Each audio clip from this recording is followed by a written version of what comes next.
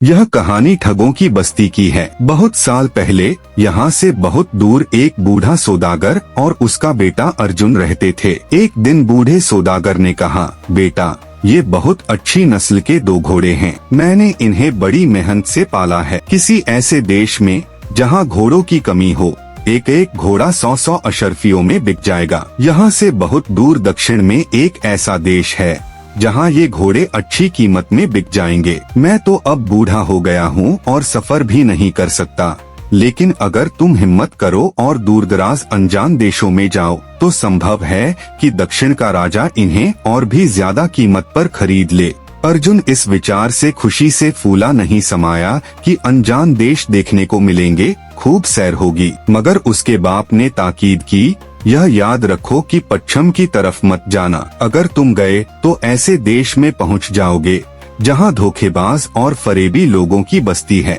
यहाँ जो भी बाहर का आदमी चला जाता है, उनके हाथों बिना परेशानी उठाए नहीं लौटता। एक बार मैं भी उस बस्ती में गया था और मुझे वह कीमत चुकानी पड़ी जिसे मैं उम्र भर याद रखूंगा। अर्जुन ने अपने बाप से अर्ज की, आखिर बताइए, जब आप ठगों की बस्ती में गए तो क्या हुआ था? बूढ़े बाप ने कहना शुरू किया, यह तुम्हें याद है कि जब तुम छोटे थे तो तुम्हारा एक बड़ा भाई भी था जिसके साथ तुम खेलते थे। 15 साल हुए, अपने कारोबार के सिलसिले में कई मुकामों पर गया था तो तुम्हारे भाई को भी साथ लेता गया। मैंने सोचा कि इस तरह यह देश विदेश की सैर भी कर लेगा और लोगों के रहने सहने के ढंग भी देख लेगा। इस तरह यह बहुत कुछ सीख लेगा। जब हम अपने वतन वापस आ रहे थे तो बदकिस्मती से एक अनजाने देश में जा निकले। हम शाम को वहाँ पहुँचे थे। रात एक सराय में गुजारी।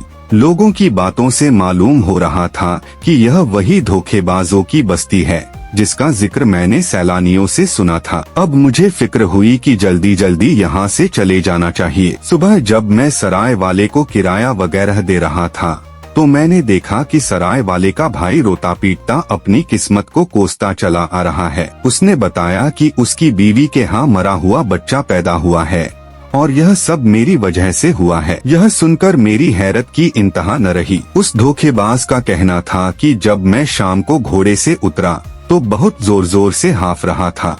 एक छोटा सा कीड़ा जो उड़कर सराय से बाहर निकल रहा था, मेरी सांस के जोर से उस सराय में उस जगह चला गया जहां उसकी बीवी बैठी हुई थी जिसके यहाँ बच्चा पैदा होने वाला था। मेरी सांस के जोर से वह कीड़ा उसके नथने में उड़कर चला गया और इस वजह से उसे बहुत जोर से छींक आई तो उसका बच्चा पेट में ही खत्म हो गया। एक मजमा मेरे गिर्द इकट्ठा हो गया। हर शख्स उसकी तरफदारी कर रहा था और उसकी सजा में उन्होंने मुझसे मेरा बच्चा छीन लिया। मेरे होश उड़ गए। दिल पर पत्थर रखकर चला आया। बेचारा मेरा बच्चा अब भी उनकी गुलामी कर रहा होगा। तुम्हारे भाई की कलाई के ऊपर एक तिल का निशान है जो बिल्कुल चांद की तरह दिखाई देता है। बूढ़ा यह कहानी सुनाकर रोने लग गया। अर्जुन से उसके बाप की यह हालत देखी न गई। उसने अपने बाप को यकीन दिलाया कि वह उस बस्ती की तरफ नहीं जाएगा। इसके बाद अर्जुन उन घोड़ों को अपने साथ लेकर सफर पर रवाना हो गया। वह एक दरिया पर पहुंचा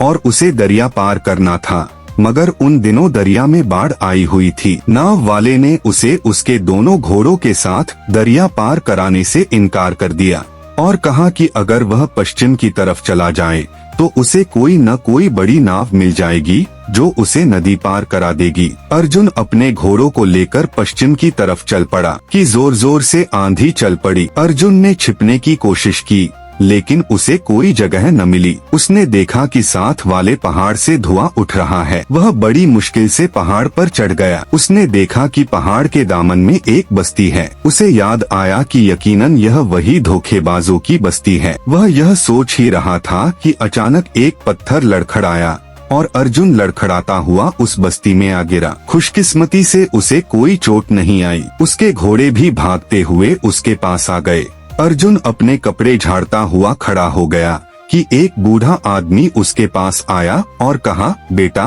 तुम्हें कोई चोट तो नहीं आई? अर्जुन ने सोचा कि इस बस्ती में रहमदिल इंसान भी रहते हैं। इसके बाद वह बूढ़ा जोर जोर से रोने लगा। एक मेंढक जो अर्जुन के नीचे आकर मर गया था, बूढ़ा उस मरे हुए मेंढक को देखकर कह रहा था, हाय मेरे बच्चे, मैं तेरी मौत का बदला जरूर लूंगा। इतने में बहुत सारे लोग उस बूढ़े के आसपास इकट्ठे हो गए और किसी अज्ञात आवाज में बातें करने लगे। फिर उन्होंने अर्जुन को बताया कि इस बूढ़े के यहाँ कोई बच्चा नहीं है, उसने इस मेंढक को अपना बेटा बना रखा था।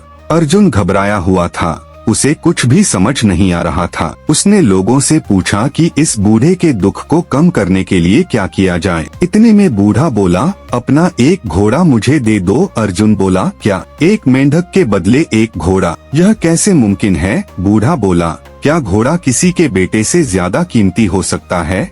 अर्जुन को मजबूरन अपना घोड़ा वहाँ छोड़ना पड़ा। वह अब अपने एक घोड़े को लेकर पहाड़ की तरफ चल पड़ा। वह कोई जगह ढूंढ रहा था जिसके जरिए वह पहाड़ की दूसरी तरफ पहुंच जाए। थोड़ी देर बाद पहाड़ के दामन में एक और गांव मिला। अर्जुन का अब भूख से बहुत बुरा हाल था।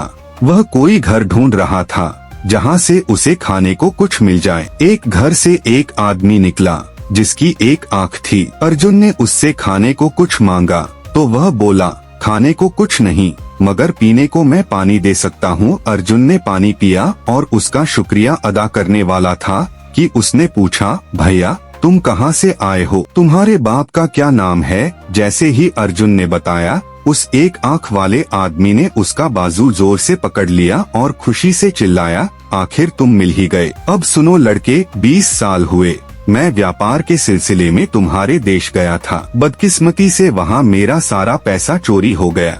मैं तुम्हारे बाप को अच्छी तरह जानता था। मैंने उससे 200 अशर्फिया मांगी। उसने गारंटी में कुछ मांगा तो मेरे पास देने को कुछ न था।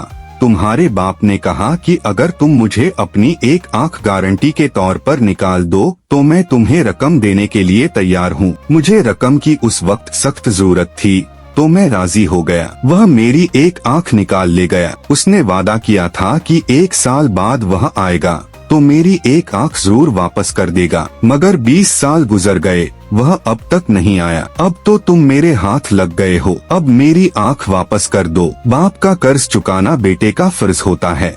मैं तुम्हें 200 अशर्फिया देने को तैयार हूँ, बल्कि 20 अशर्फिया सूद की भी दे दूंगा। इतने में बहुत सारे लोग इकट्ठे हो गए। अर्जुन रोने के करीब था। फिर उसने कहा कि मुझे तुम्हारी आंख वाले किस्से का तो नहीं पता, लेकिन अब बताओ मैं क्या करूं? उस शख्स ने कहा, अपना यह घोड़ा मुझे दे दो। अर्जुन को मजबूरन घोड़ा छोड़ना पड़ा और बेचारा बहुत मायूस था कि उसके दोनों घोड़े उसके हाथ से चले गए। अब उसका शरीर उन चोटों की वजह से दर्द कर रहा था जो उसे पहाड़ से गिरने पर आई थीं। वह एक पेड़ के नीचे बैठ गया। इतने में एक नौजवान का वहाँ से गुजर हुआ। उसने अर्जुन से पूछा, भैया तुम कहाँ से आए हो? अर्जुन को वह शक्ल से रहमदिल लगा तो अर्जुन ने उसे सारी बात बताई। तो वह नौजवान बोला, तुम मेरे साथ राजा के पास चलो ताकि तुम्हारे मसले का कोई हल निकल सके।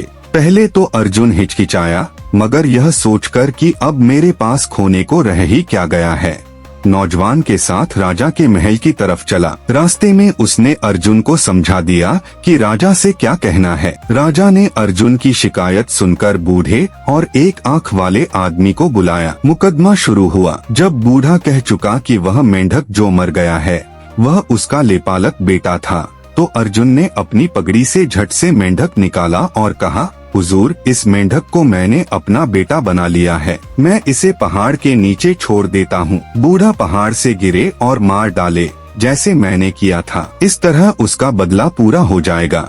बिल्कुल ठीक बात है, मुनासिब तजवीज है। भला इसके मुवाफिक होने में किसको शक हो सकता है? बूढ़े के मुकदमे का यही बिल्कुल हल है, राजा ने कहा। बूढ़े ने जो यह सुना तो चुपचाप घोड़ा अर्जुन के हवाले किया और चला गया। अब उस एक आंख वाले की बारी आई। उसने अपना मुकदमा पेश किया तो अर्जुन ने अपनी सफाई में कहा, इसमें कोई शक नहीं कि मेरे बाप को अजीब तरह के शौक हैं। उनमें से एक यह भी है कि वह लोगों की आंखें जमा करता है। हमारे गोदाम में सैकड़ों आंखें जमा हैं। मैं इस शख्स की आंख देने के लिए तैयार हूँ, मगर जोड़ की आंख मैं उसी वक्त तलाश कर सकता हूँ जब यह मुझे अपनी दूसरी आंख निकाल कर दे।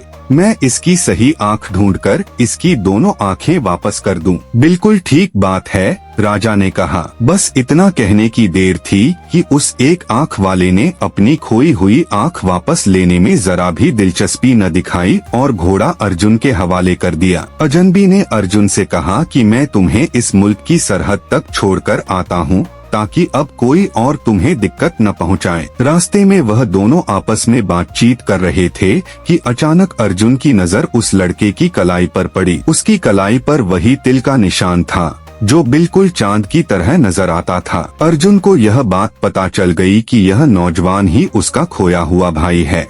यह देखते ही अर्जुन ने उसे अपने गले से लगा लिया। इस नौजवान ने उसे बताया कि वह ठग और उसकी बीवी, जिन्होंने उसे अपना गुलाम बनाया हुआ था, वह मर चुके हैं। तब से वह बेचारा इस मौके की तलाश में था कि अपने मुल्क वापस चला जाए। इतने दिनों ठगों के साथ रहकर वह उनकी चालों से खूब वाकिफ हो गया था और जानता था कि उनसे किस तरह निपटा जाए। अब वह दोनों घोड़ों के साथ दक्षिण की तरफ गए, जहां उन्होंने अपने दोनों घोड़े अच्छी कीमत पर बेचे और खुशी खुशी अपने घर वापस आ गए। उनके बाप ने खुश होकर उनका इस्तकबाल किया। बेटे के वापस मिल जाने की खुशी में उसकी आंखों से खुशी के आंसू टपक रहे थे। दोस्तों, यह कहानी आपको कैसी लगी? कमेंट्स में अपनी राय का इजहार जरूर कीजिएगा।